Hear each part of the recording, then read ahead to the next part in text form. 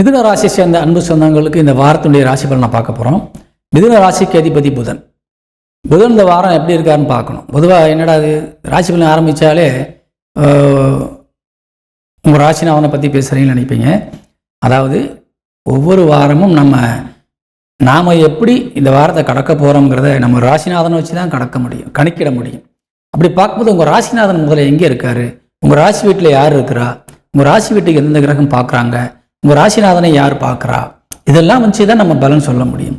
அப்படி பார்க்கும்போது இந்த வாரத்தில் உங்கள் ராசிநாதன் பஞ்சமஸ்தானம் என்று சொல்லக்கூடிய 5ஆம் இடத்தில் அமர்ந்து உங்கள் ராசிக்கு 11ஆம் இடமான லாபஸ்தானத்தை பார்க்குறாரு. சரிங்களா? பொதுவாக நான் அந்த ராசி பலன் சொல்லும்போது மிதுன ராசிக்காரங்க மட்டும் இல்லை, மிதுன லக்கணத்துக்காரங்களும் 2 பலனை பாருங்கள்.